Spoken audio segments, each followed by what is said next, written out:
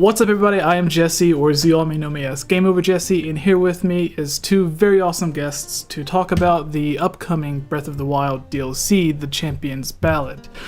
The first one here with me is, you can see on the webcam. Lexi, go ahead and introduce yourselves for those who may not know who you are.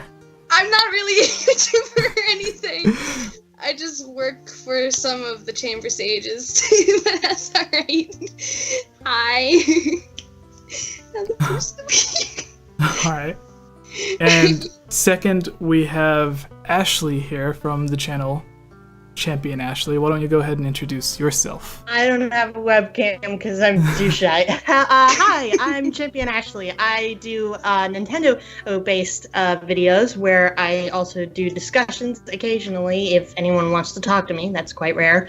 And I also have a series called Lore of Gaming where I talk about lore of various video game franchises. I'm also planning on doing some Kingdom Hearts things soon, so stay tuned for that. Today's topic is going to be very simple. What do we want from The Legend of Zelda Breath of the Wild's Winter DLC? Nintendo has shown us a quick little beta trailer.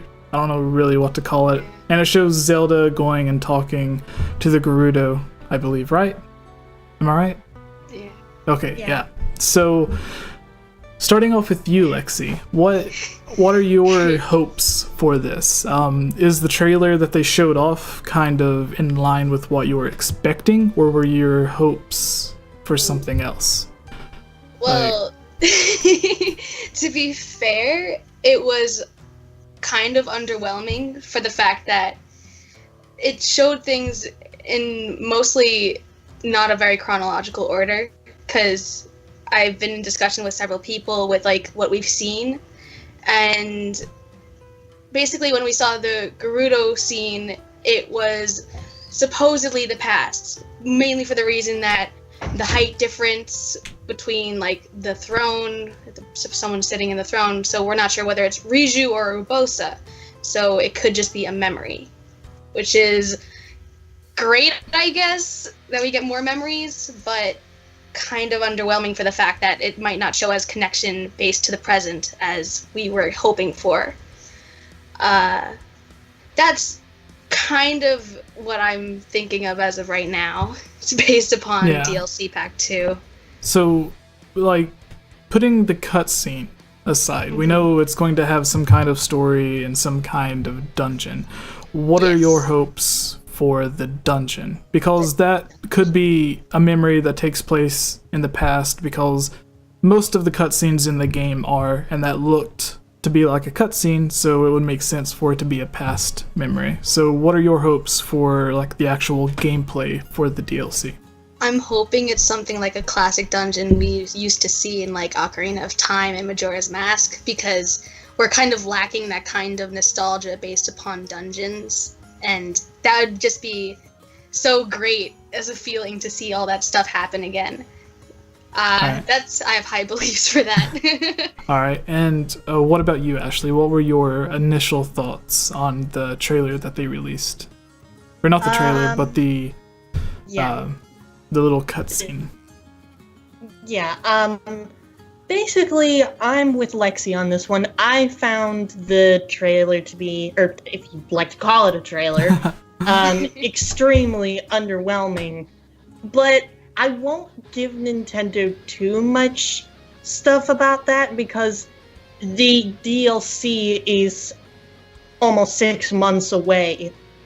So they still have quite a lot of time to, like, make a legit trailer. So, and this was back in, what was it, April when the trailer came out? Yeah, so that would have given them like 2 months to work on the DLC. Yeah, maybe a month. So they didn't really have a lot to go on. So even though I did find it extremely underwhelming, I'm not going to be too hard on them, because they barely had enough time to even get enough stuff to show us. So I'm not too mad. Yeah, like I've seen a lot of people complain like, oh, why are they waiting until the winter to give us this new dungeon? And it's like, well, they haven't created it Yeah, so while they're working on that, we get the first pack, which is some stuff that was probably left out due to time constraints or something, like the map feature, the extra masks, and stuff like that. So while we're waiting on them to actually finish the dungeon and the new story, the trailers, and everything, we're getting, well, not the trailers, but the cutscenes. We got the first DLC pack.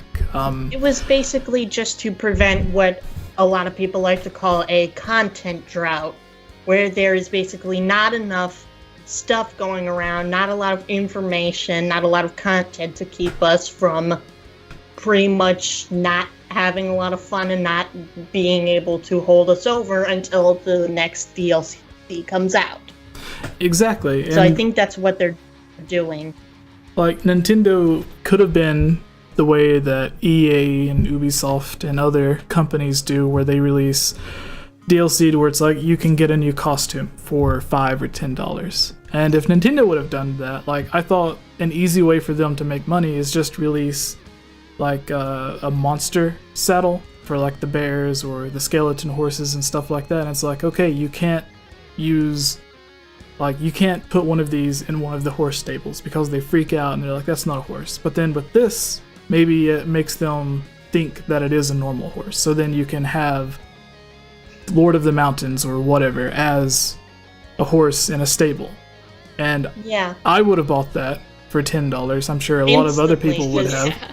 I want to go riding around Hyrule Field cutting people up with the Fierce Deity armor on. That would be badass. Yeah, so like, you know, they could have done simple stuff like that and everybody would have bought it. There would have been people complaining, yeah, but they didn't. Instead, they gave us like a lot of stuff for $20. We got new story, a bunch of different masks, Majora's Mask, which is probably the number one requested mask. But going back to the DLC we are getting, we mentioned that we wanted it to be a dungeon, kind of like dungeons from past games. So if it was a traditionally themed dungeon, would you want it to be like a mix of the different themes? Like if you think of Stone Tower Temple from Majora's Mask, to where it has elements from all of the other dungeons, like a typical endgame dungeon to where it has the forest, the fire, the water elements, and it's all kind of mixed into one?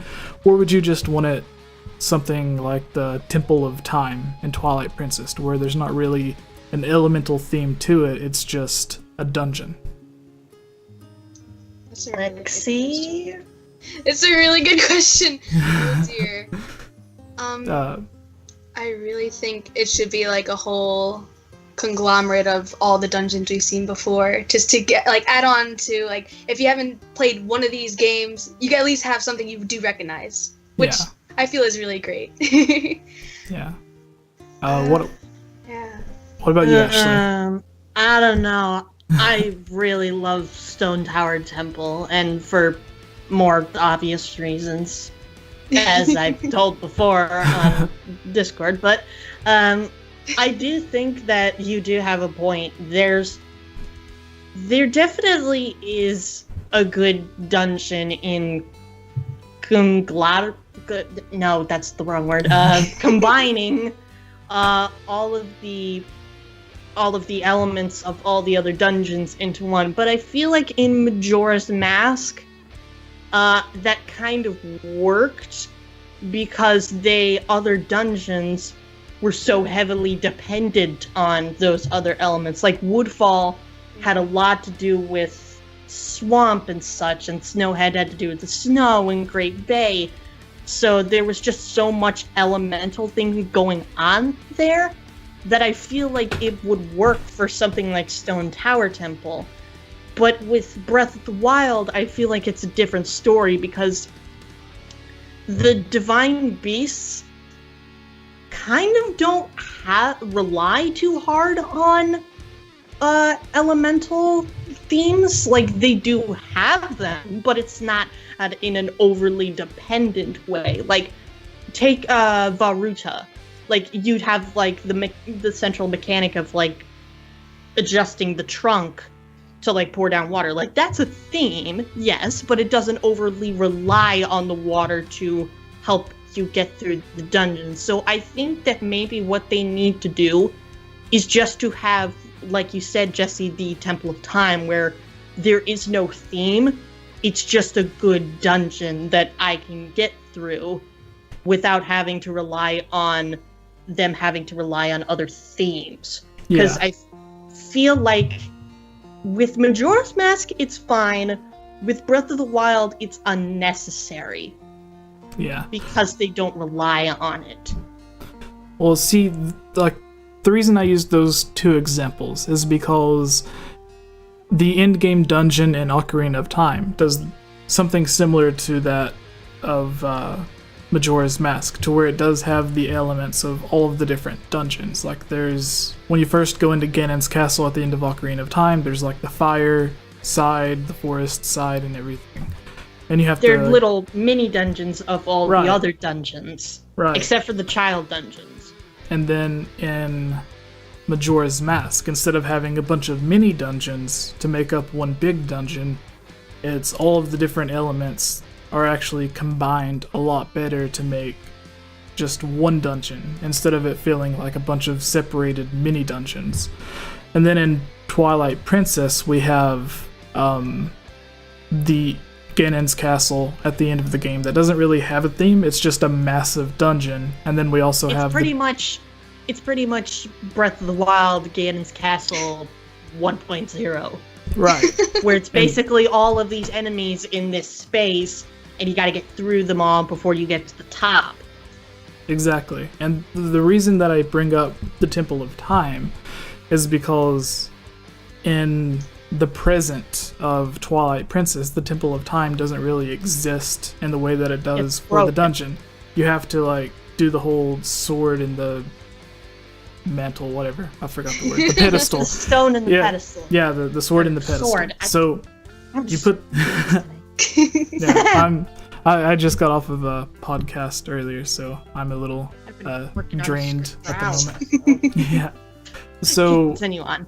You put the sword in the pedestal, and then it opens up the gateway to the Temple of the Time, or Temple of Time in the past. In a similar way, something Breath of the Wild could do. That way, they wouldn't have to like try to explain why there's suddenly a new area in the game. That wouldn't necessarily make sense story-wise. They could have it similar to that of the Trial of the Sword, where you just put the sword in the pedestal and then you're taken to this one place. They could do something similar to the Temple of Time, to where you go to the Temple of Time, maybe the goddess statue's moved out of the way or something, and then there's another pedestal. So you just put it in the pedestal, and all of a sudden the Temple of Time, you're taken to what it looked like when it was fully completed. And then there's a staircase leading to a window or something, just like in Twilight Princess, where it takes you to an actual dungeon. I think that would be the best way to bring it in without messing up the story. I do get what you're saying, but I feel like that would be a little bit too on the nose, where people will be complaining, oh, it's exactly like Twilight Princess. So I think that you are on the right track, but I still do think that they need to do still different things to make sure that it's not a straight copy-paste of Twilight Princess's Temple of Time. Alright, well, moving on from the dungeon itself, there are two endings to Breath of the Wild. One, it just ends, or whatever, after you beat Ganondorf, or Ganon, sorry. And then the other ending, the second ending to Breath of the Wild, there's like a little back and forth between Link and Zelda while you're standing up on like a giant field looking over at Hyrule. And Zelda says something along the lines of, oh, something's wrong with Vah Ruta, let's go check it out.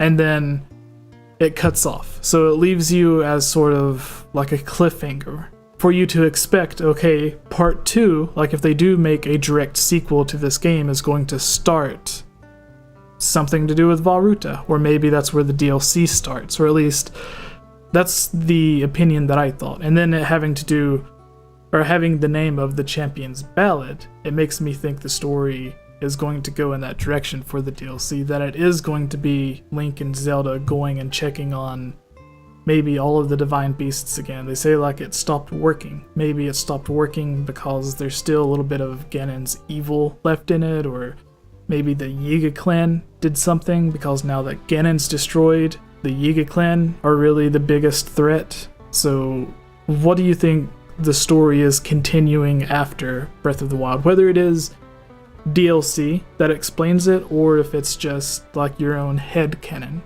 What do you think Zelda was leading to with that? Going and checking on Varuta messing up. Because a lot of people think that the next dungeon is going to be a 5th divine beast. In the Akala Tech Center, one of the places where like there's the tech labs, there's like a model. A carving. Yeah, of one of the, like a fish-looking divine beast, or a whale divine beast or something hanging from the ceiling. I don't know if you guys have seen that. I've seen it. Yeah, there was I watch HMK's Twitter, of course I know that. Okay. Yeah, well, like HMK and a couple of other people have made videos about it. The first time I came across it was like someone in my Discord had mentioned it, and then like a week later, HMK posted his video, and then someone else posted a video, and I was like, I guess everybody happened to see this 5th potential divine beast. So do you think like that divine beast raises up from one of the water areas, like Hylia, the ocean, one of the giant water areas in the game? And do you think that causes the other divine beasts to start misbehaving? Do you think it has something to do with leftover malice from Ganon? Is it the Yiga clan? What do you think the story after Breath of the Wild is? Because it ends on that sort of cliffhanger. So what do you think the explanation for that is? Ooh. Can I start this? Oh, of course. I've been talking too much. You need more limelight time. Super hyped up for this kind of stuff. So, regarding towards the second cutscene that we saw, I assumed instantly with DLC Pack 2 that it would be definitely addressing these problems towards the Divine Beast, because as we know, once after completing that Divine Beast, after defeating the Blight, the champion's soul carries on. So now they're without like a leader to control this Divine Beast, so the Ballad of the Champions is kind of a way to recall or like get more of a connection of the current like relatives of the bloodline from the champions, such as like Sidon, Sidon. That's like the one that I could imagine from the top of my head because of all the memes. That's the one everybody wants to have as their waifu, apparently. Fish husband do, pretty much. Yeah, it's literally the exact opposite of Ocarina of Time, where you see Princess Ruto obsessed with Link. Nintendo did the complete opposite, to where all of the real humans are now obsessed with this fish man. So, pretty much. Like people used to be like, oh, that's odd, the fish is attracted to this human, but now Nintendo made it to where all of the real humans are attracted to the fish. So it's very interesting. Blame Nintendo, come on. But I remember, guys, this is the company that makes Link wear a skirt. True. It's very true. With the connection between the whale Divine Beast, personally, I'm not even going to reach there, because I might just go off on a tangent that makes no sense whatsoever. Maybe a future discussion, then. Maybe a future discussion, but right now, I should not put any input on it. But regarding towards the Divine Beast currently that we know of, they're lacking a champion now, and they are in need of a replacement. And so they said back in Rito Village, it has to be a descendant, at least, of the champions to receive that kind of nobility. So, kind of hoping the Ballad is that. I just had a weird thought. It might be weird or it might not be, but hear me out on this. It has to do with the Champions Amiibo that they revealed back in E3. And there was a lot of rumors going around that maybe in the DLC you'll get to play as the champions. And I had this thought that it never is actually explained why these particular individuals are so good with the Divine Beast. We just accept them. We just accept that they are good with the Divine Beast. So maybe the Champions Ballad goes into that? maybe explains why they are so good with the Divine Beasts. Maybe they're related to a sage, or the sages from Twilight Princess, not Ocarina of Time, because that's a can of worms for an entirely different day.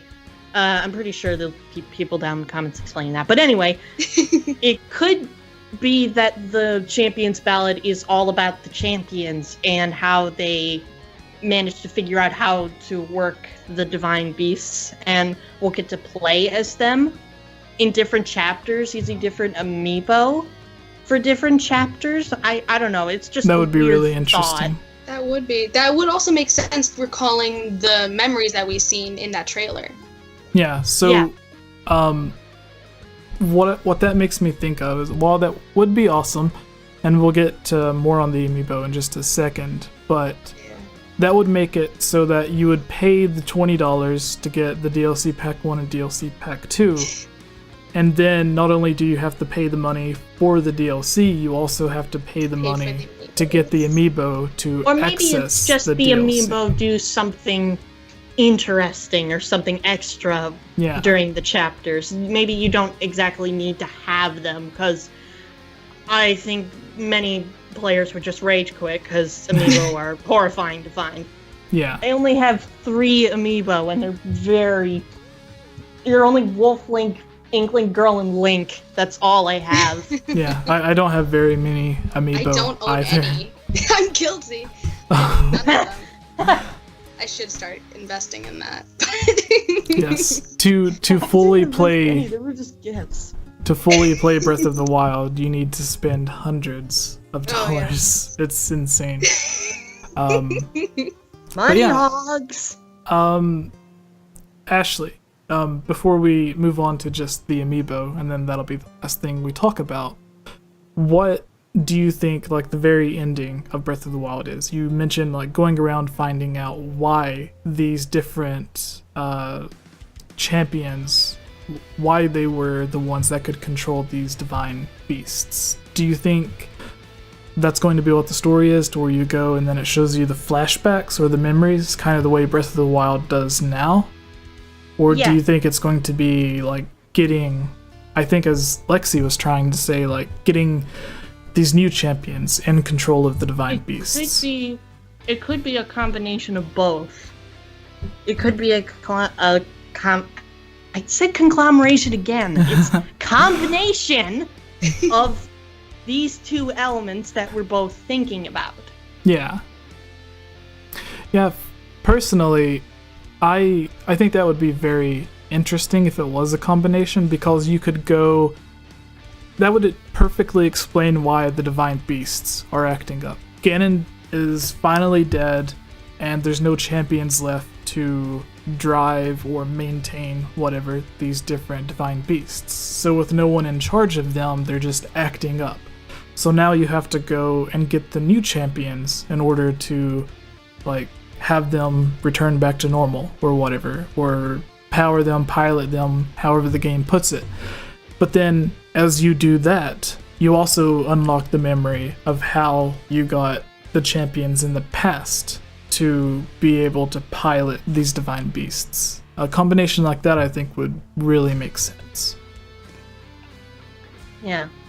And then moving on to our final topic, as you discussed a little bit, Ashley, Nintendo is releasing these champion amiibo for the Champions Ballad in Breath of the Wild. We don't really know what they're going to do, what their purpose is. We're already paying the $20 for the DLC pack, but we don't know what these amiibo are going to do. If it was something story-based, I would imagine a lot of people would have problems with that, because then you'd be paying $20 to basically download the DLC, but then you would need to pay $15 to $20 for each of these amiibo in order to actually access it. Right. Because it's scalpers. Exactly. Yeah. So realistically, if you didn't get lucky, you could potentially be paying $40 to $50. The same way a lot of people had to buy Wolf Link before they sold it on its own. But we see a bunch of amiibo, like of the Bokoblin, of Link, and everything, Ganondorf. The Guardian. No, Ganondorf's not in Breath of the Wild. No, there's the Ganondorf amiibo from From Smash Bros.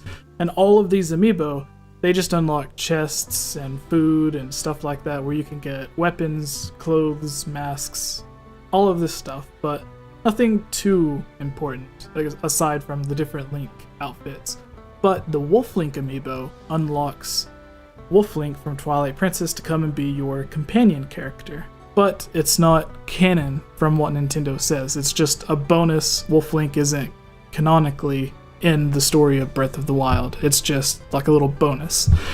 So in the same way, I think, as you mentioned on the previous segment, that these amiibo may not necessarily unlock story, but it will give you those champions as a companion character, or even better, if they allowed you to play as them.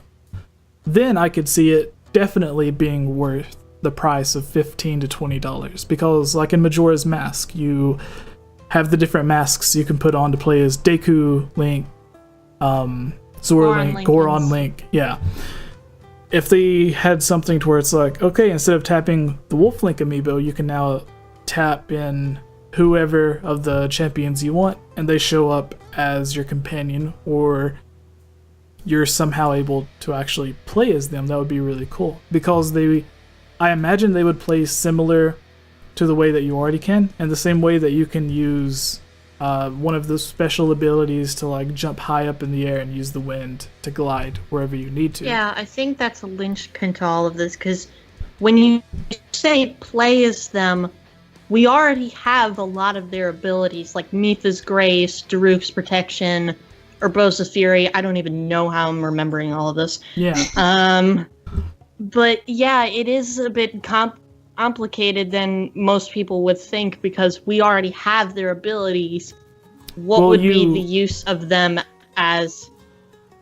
You have their one abilities, but for instance, in the Goron, instead of just blocking back automatic attacks, what if you could do what if you could do something similar to Majora's Mask, to when you turn into the Goron, now instead of needing to ride on Epona to get everywhere, you can just roll around everywhere. That would be awesome. You'd be able to move like 3-4 times as fast. And in the same way, Link can swim pretty good if you have your stamina filled up. But if you're playing as the Zora, you have unlimited stamina while you're in the water. So you can swim freely.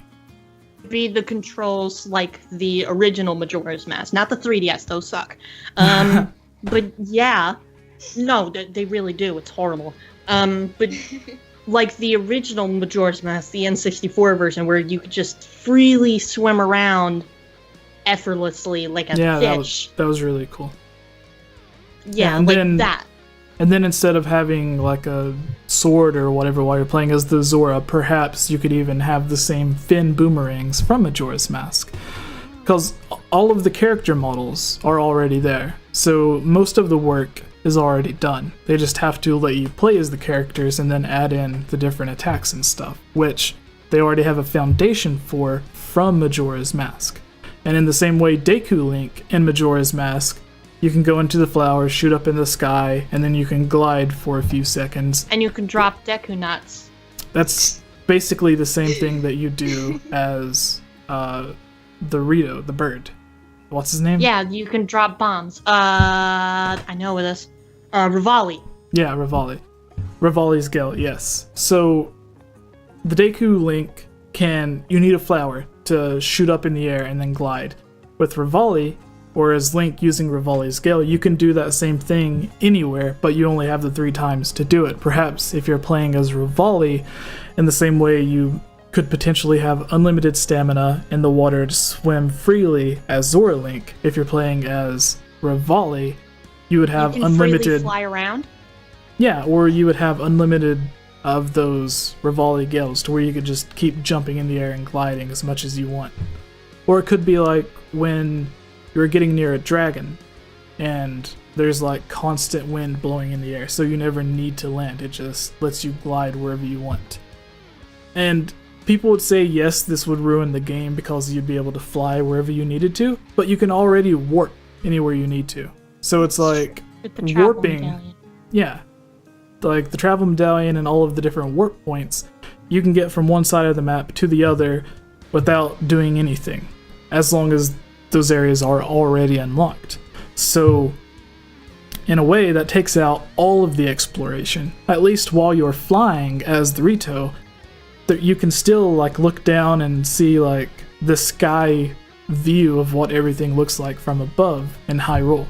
So there's still the exploration and the adventure stuff there. It's not really taking away anything, because you could just choose not to do it, in the same way you can choose not to warp wherever you need to. But anyways, I've been talking for far too long. You guys talk. What do you want from these Amiibo? I don't know what they're gonna do with Daruk. That's the thing. With what Daruk is about. I don't know what they're gonna do with Daruk's protection in regards to Daruk's character. Because we already get, it's pretty OP to have those 3 Daruk's protections. Because there's always a chance of near dying, and we use that up pretty quick. But if we have like a constant amount of that, we never It would die. break the game. Would definitely break the game. Yeah. I don't know. I'm edgy about it. I don't know what's gonna go on with it. It's a mystery. Yeah, they could make it. Sorry, Ashley, didn't mean to interrupt you. No, that's fine. You were talking. I interrupted you. I was more thinking about what Mifa would do. Like, I was thinking that maybe what she would do is that her main attribute is fighting very well underwater. Yeah, being a Zora and all that. But I think what the real kicker here is she can fight on land, but if, like, maybe every, like, 30 seconds, like, your health regenerates, like, while you're fighting, like, because she has Mifa's Grace, she's always good with healing, right? Yeah. So the enemies do that already now. You will, like, regenerate health, but it's just maybe, like, 10 to 20 seconds, and every 10 to 20 seconds it's like a heart. And maybe there might be a new food added where you can increase that to maybe like 2 or 3 hearts every 10 to 20 seconds. That would be really cool. Yeah, I like that idea. Yeah, it is a bit OP, but it's not too OP, like you were saying with Daruk's protection. Like, 10 to 20 seconds is still relatively a long time. Yeah. And in game terms. They can make it so that if your health is constantly healing, in the same way that if you play in Master Mode, most of the enemies, their health constantly recharges as well. So it puts you on the same level as they do. And they already have that game mechanic worked in for the enemies, so all they would have to do is change some numbers around, and suddenly it works for the character you're playing as. And like I said, maybe add some food that maybe could increase that attribute to, like I said, 2 or 3 or maybe 4 hearts every 10 to 20 seconds, which I think maybe 4 hearts would be a little bit much, but I feel like 2 or 3 might be the right range. Yeah, and with Daruk, instead of having unlimited Daruk's protection, you would still have 3, but then maybe your defense would just be really high. So even if you did get hit, it would be the same as you wearing a lot of really high armor while you're in a fight. But then you're a Goron, so you can either throw stuff or use your fists. You can't really use like a bow and arrow or anything. Maybe you can use like something like the Megaton Hammer. Oh yeah. But then like you you're guys really remember powerful but ranged. What was that, Ashley? I was just thinking about maybe like the Daruk's protection and everything and blocking, like the Gorons normally like curl up and hide to like defend themselves or like defend themselves. And what I was thinking about the defense comment, what if Daruk was actually very defensive? His defense is very high, but when he like curls up, it's basically his defense goes like through the roof. And maybe like I was thinking about maybe you can like redirect like attacks which like shield bash, but I feel like that would be probably too much. Yeah. Well, in Majora's Mask, when you would shield as a Goron, you would just curl up into a rock. So that really does make sense. Yeah. Um, It's just there's a lot of variables to consider about if they are going to do where you play as the champions in this DLC, and if they will do all of that we're talking about. We could just be grasping at straws here, but yeah. They very could thin straws. They could do something to where they could let you play as the different champions. They could use them as companion characters, similar to Wolf Link. Or it could just be, hey, you tap this amiibo and then you get a Goron-themed weapon. So, like, you don't really know what they're going to do, but you hope, since they're coming out so late alongside the DLC, that they will have something awesome attached to them. If you could have, like, your dream amiibo release from Breath of the Wild, what would it be? I'd say just Calamity Ganon. So, like, you could see, like, a moving, like, kind of grangly Not guy. too big. Not too Not big. too It's big. like Ganon Hyrule Warrior size. Oh, yeah. Not where it's too Yeah. big. Like My a normal fantasy, size. yeah, my fantasy would be, and I know that I'm probably being a fangirl and I'm probably just shooting at the breeze, but I just want fierce deities of playable character. I know that we have the armor and I have the sword, but it doesn't shoot the beams, and I want it so badly. You want So like you- beams? So want- you would No, want a not Fierce Deity beams, amiibo beams. that lets you... I said beams, yeah. Yes, please, give me 50 of those. I will buy them. Yeah. I just want fierce deity. I remember when Majora's Mask released, Miyamoto said that he wanted an amiibo to release alongside it that would have some sort of functionality in the game, and they were going back and forth on a Fierce Deity amiibo and a Skull Kid amiibo, and they eventually chose the Skull Kid amiibo, but they didn't know how to add a function in with Majora's Mask 3D with the amiibo, so they just turned the design they had for the amiibo into the statue that you get. So at one point, there was potential for a Fierce Deity amiibo, it just never went through. And all we got was a young Link amiibo. Yeah, but you can cross your fingers if there's ever a Majora's Mask HD release. They might do like a remaster of like Ocarina of Time plus Majora's Mask. We've kind of talked about that before on Discord about maybe a port of Ocarina of Time and Majora's Mask in HD. Yeah. I would eat that all up. I would too. It would be really easy for them to do. As, again, we've said a bunch of times on different discussions, Ocarina, well, first off, they've taken several Wii U games, ported them to the Switch. They've taken several Wii U games and ported them to the 3DS. The 3DS is far less powerful than the Wii U is. So if they can down convert those games to work on the 3DS, which isn't nearly as powerful as the Wii U, like they did with Hyrule Warriors and Hyrule Warriors Legends, they had... And Super Mario Maker. Yeah, Yoshi's Woolly World was another one.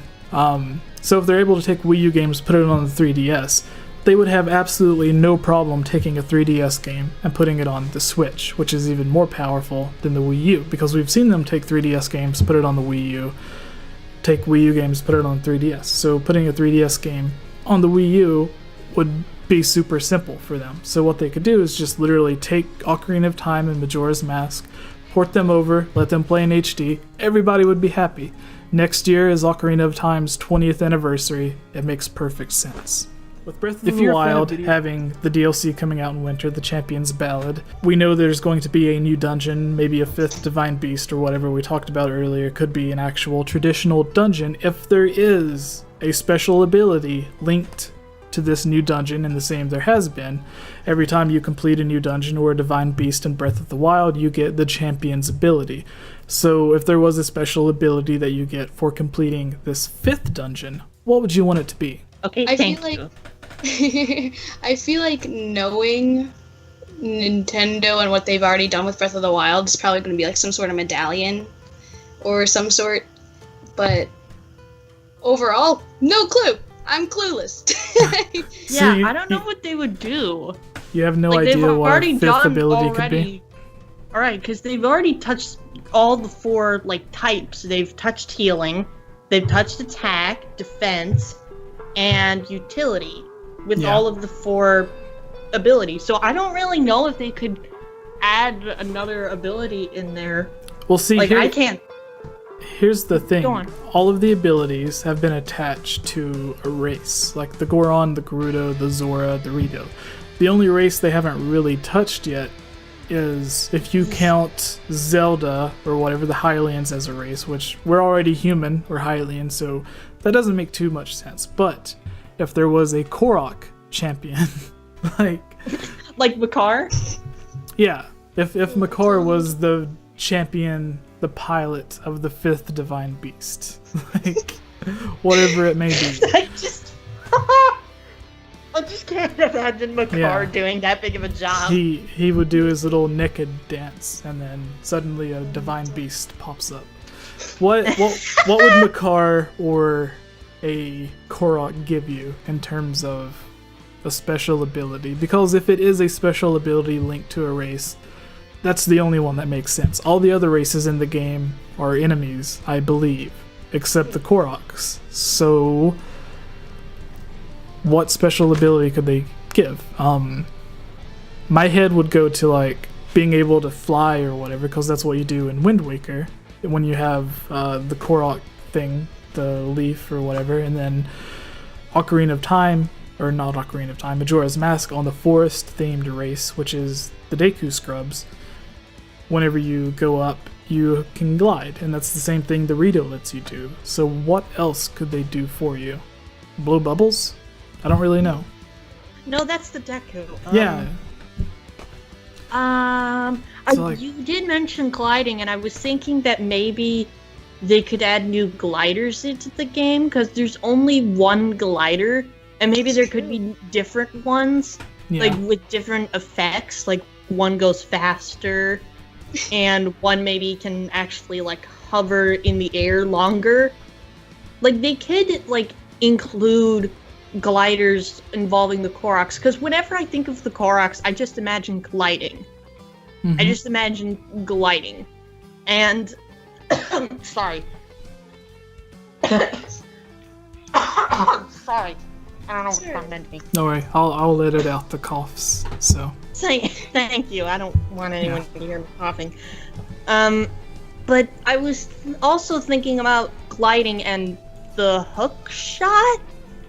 I don't know how they would include the hook shot, but I just feel like maybe they might bring it in, because a lot of people were really upset that the hook shot wasn't in Breath of the Wild, so maybe they could have it as like maybe a dungeon item, or maybe a new item.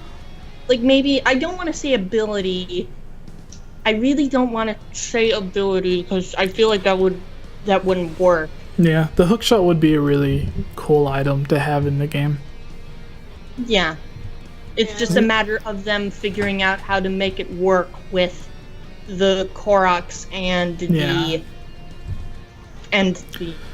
attributes. The only thing that I could think of that would make sense if we are linking the special ability to the Koroks is where they're all apparently really good hiders to where they can just disappear.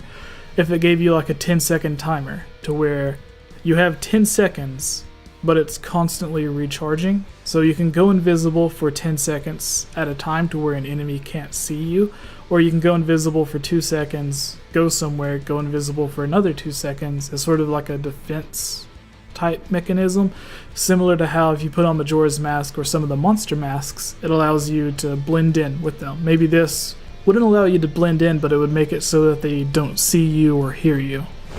That's the only thing I could think of. Yeah.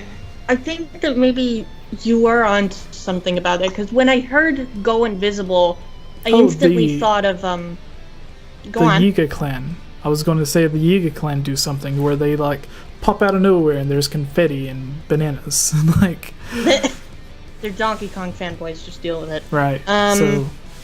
So back to the invisible thing, I thought about just taking off to a different game, Sombra from Overwatch. I'm pretty sure quite a lot of you know, everyone in the comments knows about Sombra, that when she goes invisible, like she gets faster. Like, she runs much, much faster. Like, maybe going invisible, like, gives you, like, different buffs. Like, maybe if you, like, attack someone, like, an enemy from behind, it does extra damage, and you can go faster while being invisible. It's just that you have to use it very sparingly, because it has a long recharge time. That would be really cool. Yeah, I like that. Also considering that Koroks are invisible to most people, Mm-hmm. like, that'd be a cool little factor. Another interesting thing would be if it wasn't the Koroks, if it was somehow the Yiga clan. Like if the Yiga clan suddenly became nice and they gave you an ability. If they gave you something to where for 10 seconds or for 3 attacks, you could one-hit kill almost any enemy. Yeah. Kind of like when you're doing the Yiga clan mini dungeon or whatever it is, there's the big Yiga member, and if he hits you, you have to start over. It's like an insta-kill type of thing. So if they had something similar to where now you can do that, that would be really cool. Because they have it to where no matter what attack hits you, it'll automatically be deflected. So if they have it to where you can automatically kill something with just one hit, and then you have to wait for it to recharge, or if you get 3 of them and then it recharges, something like that, that would be really cool. But I don't know, you when guys... I just think of Yiga, I thought that maybe like one thing that would be even better if you just one-hit kill enemies with bananas. That's just all I just imagine you come up to Calamity again and I'm gonna throw bananas at it and just throw bananas at it. That would be utterly hilarious and awesome. And knowing Nintendo, they would so do that. They'd willingly do that. It's That already would create funny so enough. many memes. That would make so many memes. Comes up to demonic creature, I'm gonna throw bananas at it! Well, that's what they do to you, so apparently. Don't? Alright, so coming to the very end of this, is there any final things that you guys would like to say about any of the DLC, what we talked about previously, or the topic we were just on? No, I feel like we might have hit everything. I think we hit all that we needed to. Alright, At least and in this time. Lexxi, for those, again, who may not know who you are or what you do, who are you and what do you do? I am someone who's going to be currently working with Chamber Sages over some certain things that will be concealed for a while. If you want to find me, I'm typically on your Discord, Zeltics or McIntyres, if people haven't known them. They exist. And if you need a translation job, I translate for certain Hylian scripts, Gerudo, and some others. So you can always contact me. You're one of those nerds. Oh, oof, my heart. Shots fired! Bam, bam, bam! But yeah. No, I'm joking, of course. I don't mind. Like you always are. No, when at are first, you not joking? I thought she was gonna say she was like translating Japanese and stuff.